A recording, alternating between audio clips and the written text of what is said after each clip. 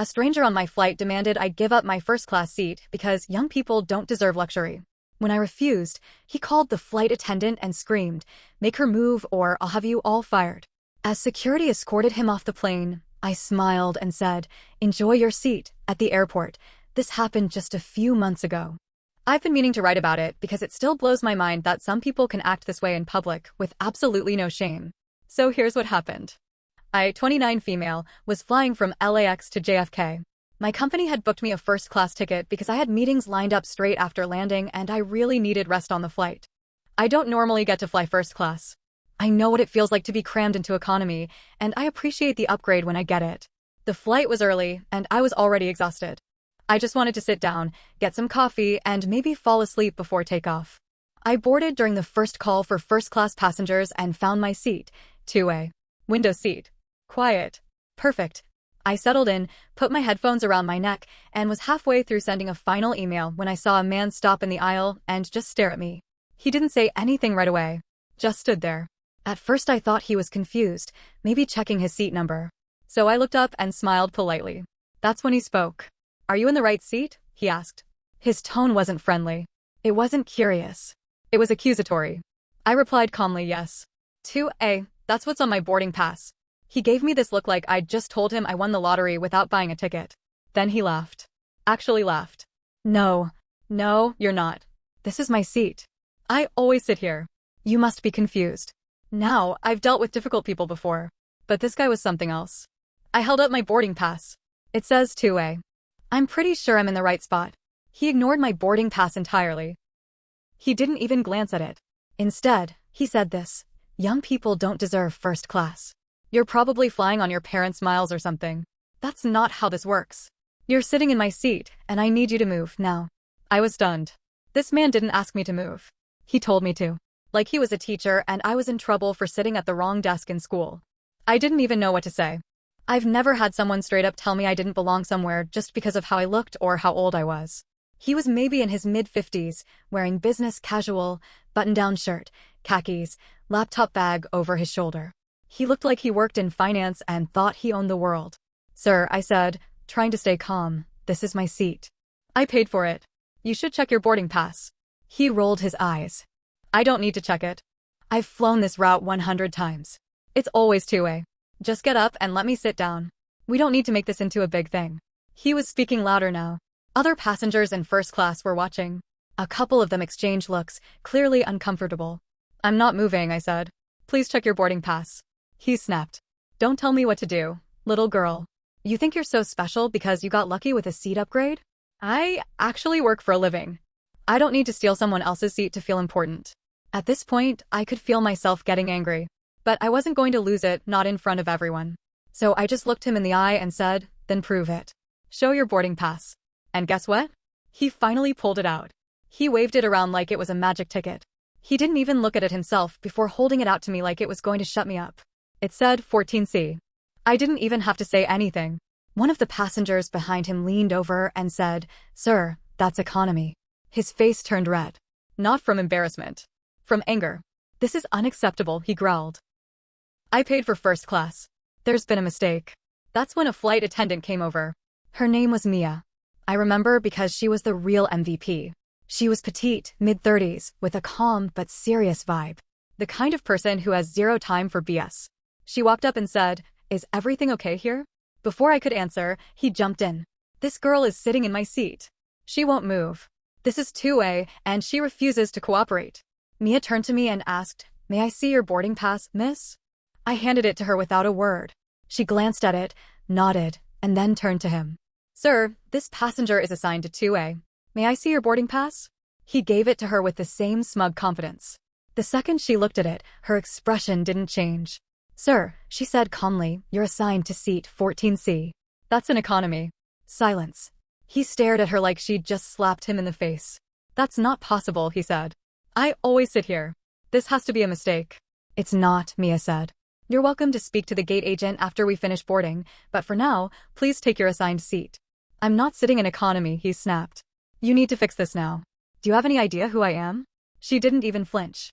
"Yes, sir. You're a passenger. And you're currently delaying boarding for everyone else." The man turned back to me. And that's when he lost it. I want her out of my seat. She doesn't belong here. She's probably lying about her ticket. You people are all the same, giving handouts to kids who don't earn anything. Mia stepped in front of him, raising her voice just enough to be heard clearly. Sir, you need to lower your voice or I'll have to involve security. You think I care? I'll get you fired. I'll get your whole airline shut down.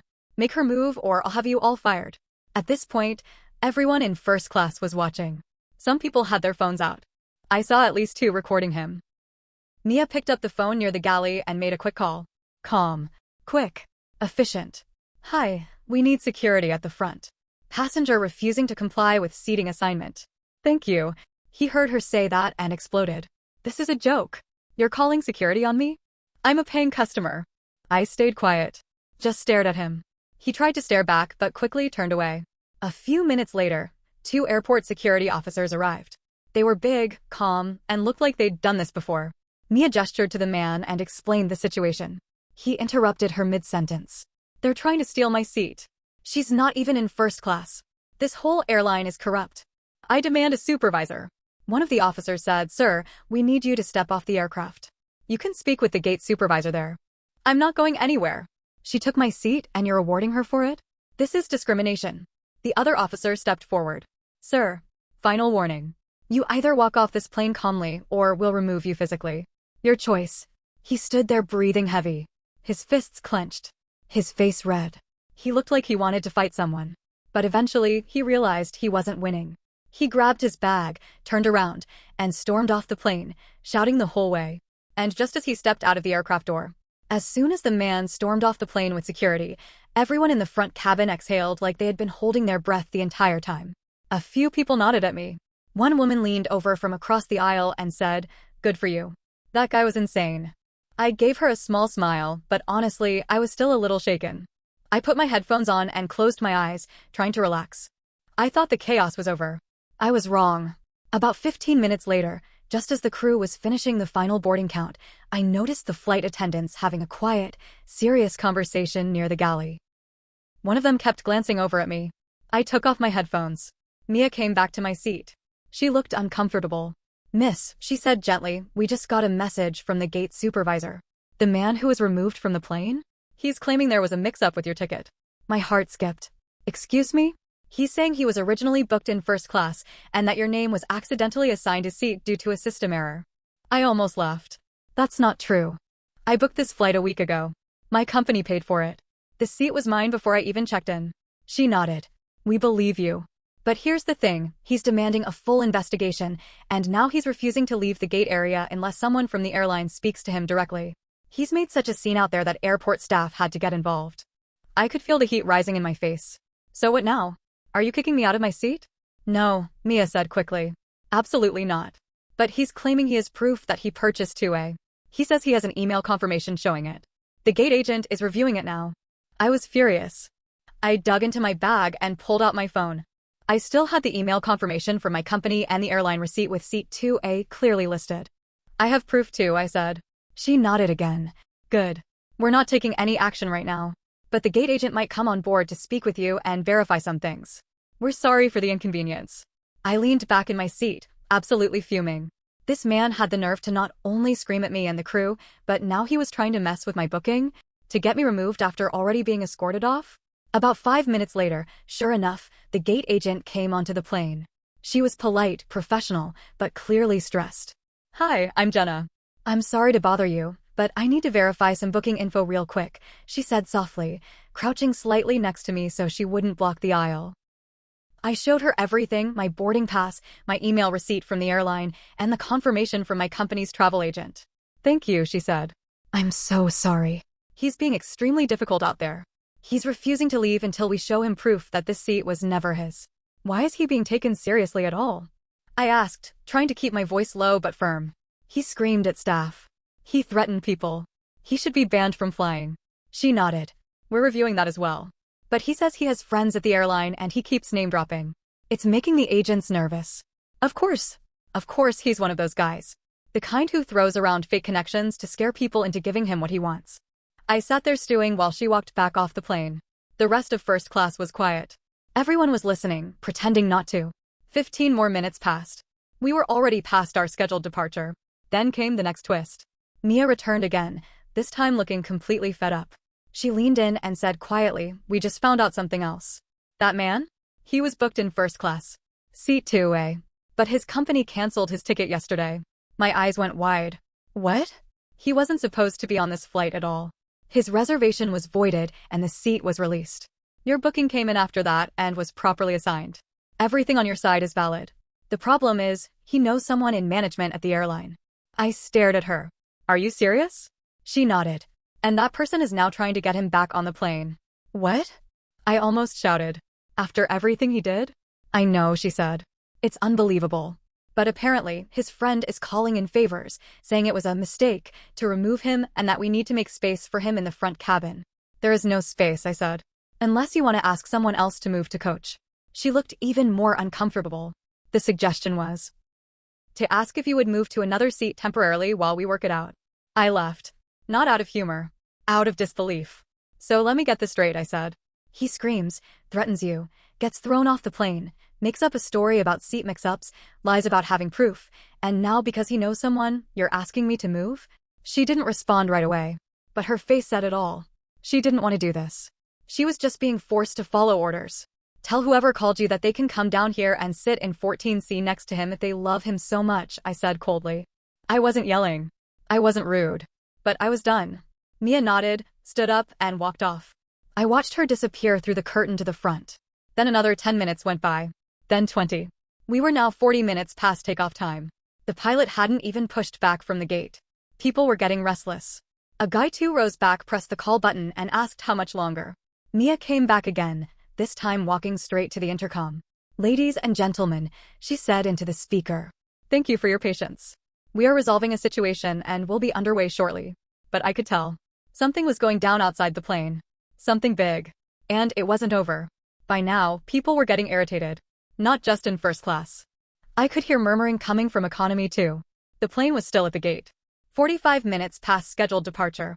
Then, a guy in a suit, maybe in his late 30s, stood up from seat 1D and walked over to me.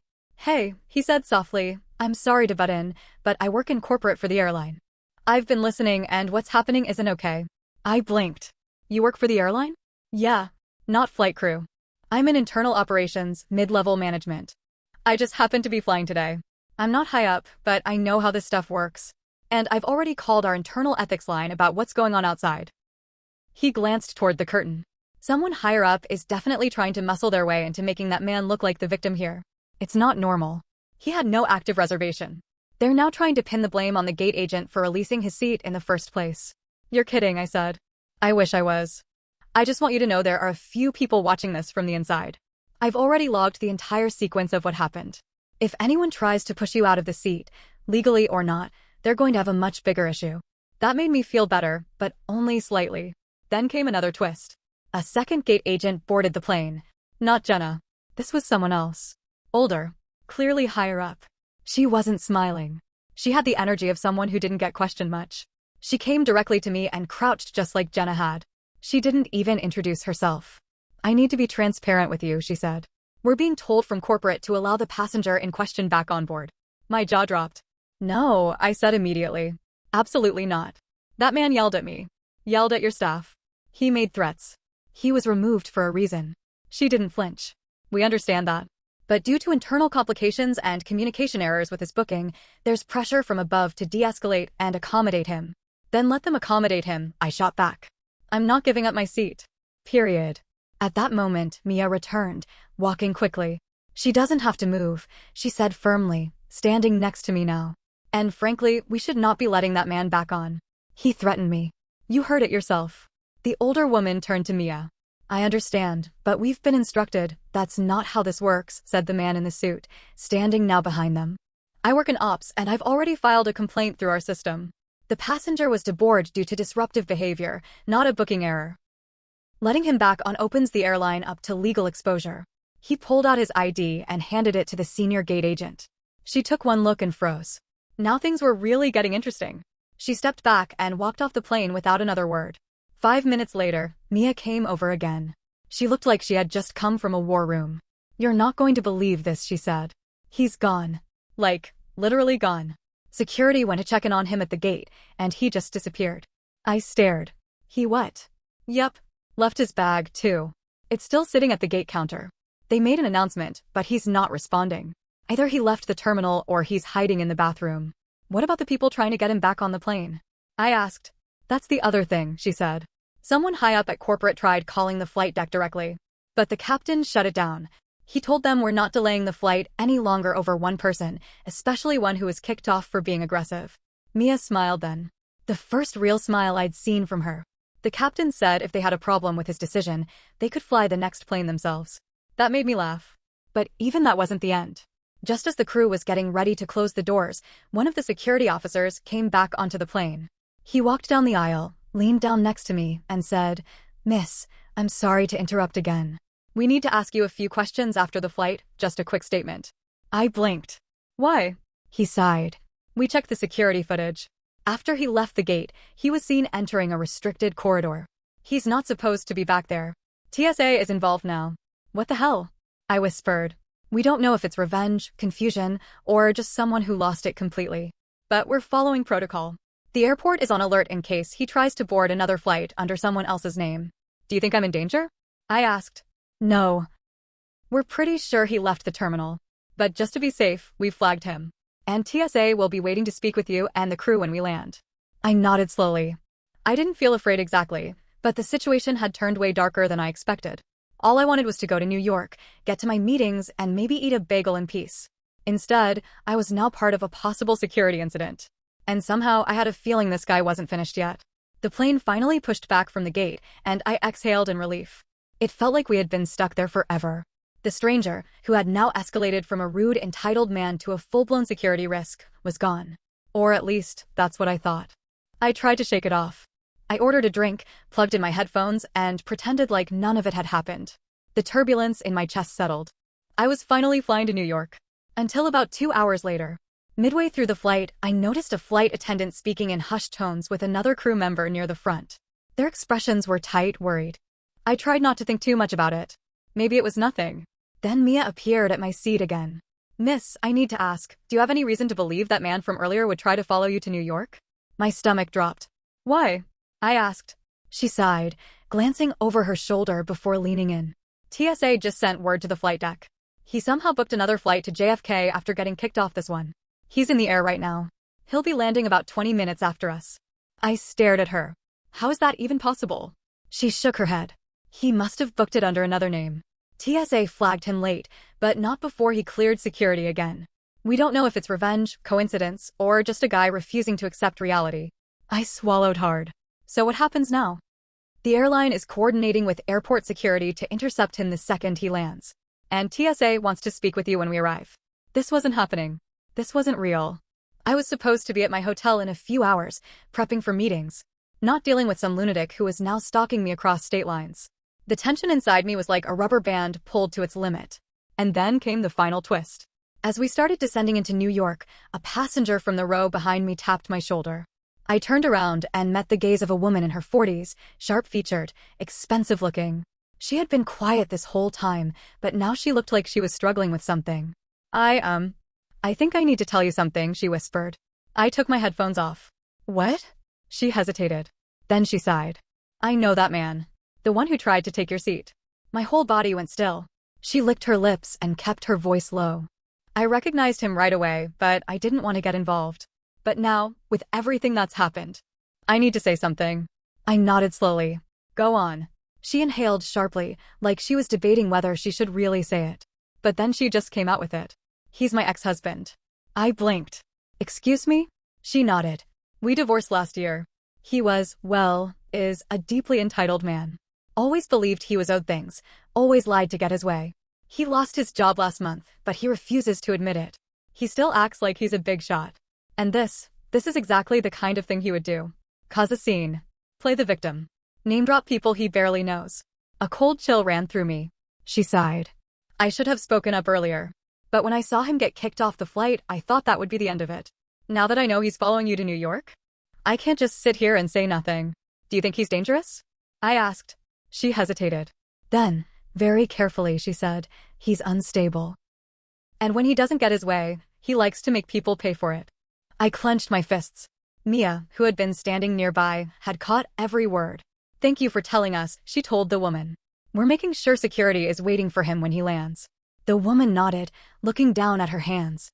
"I'll give a statement if I need to. He needs to learn that the world doesn't bend for him." The plane touched down minutes later.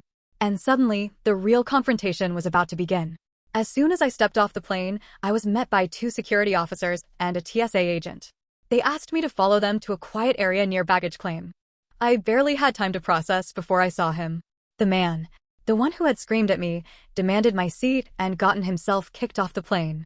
Only now, he wasn't yelling. He was standing near an airport bench, looking absolutely livid. His face was red, his arms crossed. A security officer stood next to him, and it was clear he wasn't going anywhere. The second he saw me, he exploded. "You told them I was a threat? You got me on a watch list? You little brat, you have no idea who you're messing with." I had had it. I dropped my bag and walked right up to him, stopping just short of the imaginary line that separated us. "You did this to yourself," I snapped. "You threw a tantrum on a plane. You lied. You screamed at a flight attendant. And when you got kicked off, instead of going home like a normal person, you booked another flight just to chase me across the country. That's not normal. That's not rational." He opened his mouth to argue, but I wasn't done. "Now you're here, red in the face, acting like I somehow ruined your life? Take some accountability for once." A muscle in his jaw twitched. His hands clenched. I could see the barely contained rage vibrating in his shoulders. Then his ex-wife, who had followed us to baggage claim, stepped forward. "Give it up, Ryan," she said, voice sharp and tired. "You're not the big shot you think you are. You lost your job. You lost your status. And now you've lost any chance of pretending otherwise. Everyone sees you for what you are now." His whole body went stiff. Her voice dropped to a lower, colder register. "I divorced you because of this exact behavior. Because you refused to accept that the world doesn't revolve around you. Maybe now you'll finally get the message." Silence. Absolute, perfect silence. Then the TSA officer stepped in. "Sir, due to your behavior and the nature of the situation, we need you to come with us for further questioning." The man, Ryan, looked like he was going to combust. But in the end, he knew he had lost.